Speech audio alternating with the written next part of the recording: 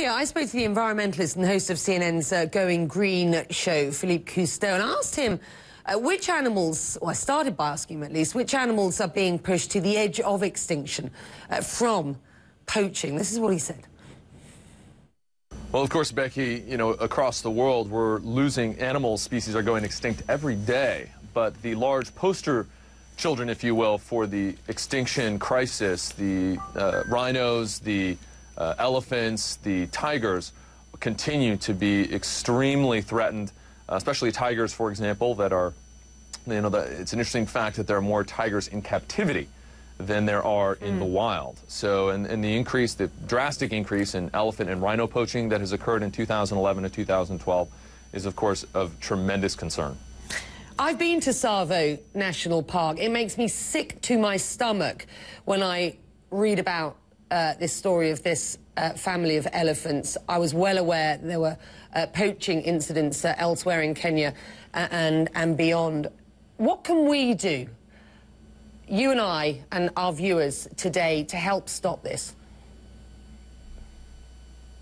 Well, I believe it's critical to remember that the old style of poaching, where it was a lone poacher trying to, you know, feed his family, and, you know, I talk to a lot of people and they say that isn't that what's still happening. There's a misperception about the scale of poaching, of the crisis and how it's working, and a lot of people are surprised to find out that indeed it is supporting terrorist organizations. It's destabilizing nations and leading to the deaths of people. So it's a much bigger global security issue, and once people realize and recognize that, I think that there's an awakening.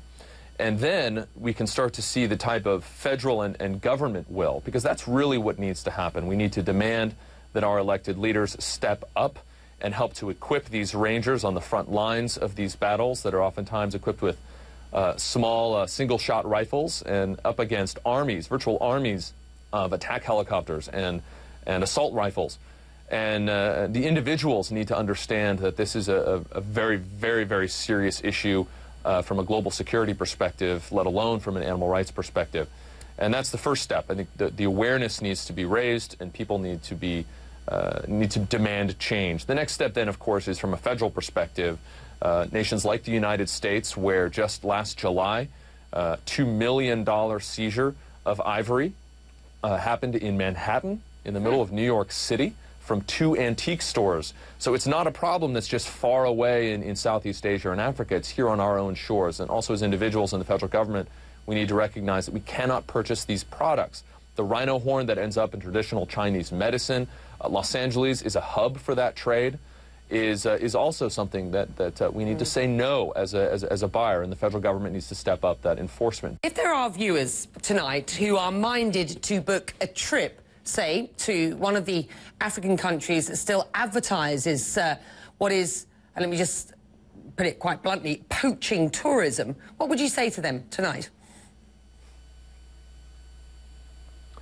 Well, you know, there's a wonderful quote that says, shopping is politics. And we make huge decisions and influence the world with our dollars, where we travel, where we go on vacation, what we do. And we can send a very, very strong message to countries and to places that don't have effective enforcement of their wildlife laws or don't protect their wildlife, and say, you know, you're not going to get our tourism dollars. That's one very direct way that we can send a message to nations that if you're not responsible, you won't get our business.